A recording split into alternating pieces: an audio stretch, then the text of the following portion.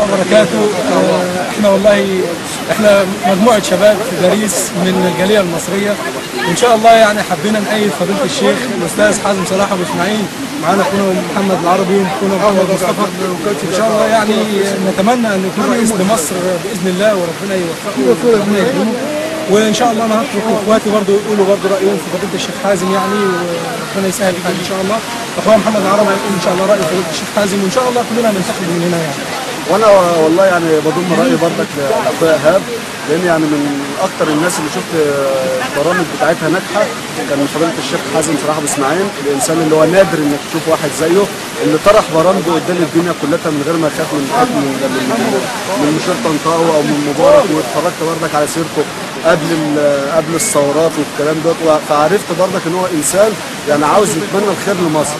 عشان كده انا بايده بقوه ومن خارج مصر، وبتمنى وبنشر برضك وبحاول يعني ابذل كل ما بوسعي عشان اخلي الناس برضك تعرف مين هو حازم صلاح ابو اسماعيل، عشان يضم صوتهم لنا ونختار فعلا رئيسا الجاد لمصر في المرحله الجايه ديت، لان هي محتاجه واحد زي حازم صلاح ابو اسماعيل.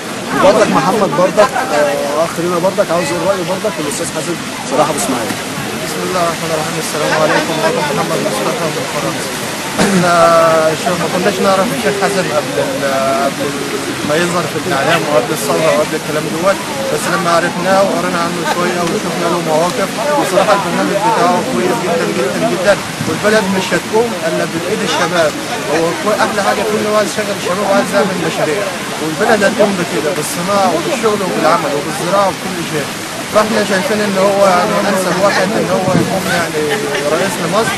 ان شاء الله ربنا يوفقه ويوفق البلد باذن الله وتبقى احسن من كده بكتير ان شاء الله، واحنا يعني واثقين في الشباب الفاهم يعني. والسلام عليكم ورحمه الله وبركاته. ان شاء الله السلام عليكم ورحمه الله وبركاته. الشعب يريد ان شاء الله حازم ابو اسماعيل رئيسا لمصر. حازم ابو اسماعيل ربنا يوفقه وينصره ان شاء الله. الشعب يريد حازم ابو اسماعيل. الشعب يريد حازم صلاح ابو اسماعيل. حازم ابو اسماعيل ان شاء الله. ان شاء الله فضيله الشيخ حازم رئيس لمصر باذن الله رب العالمين. شكرا. السلام عليكم.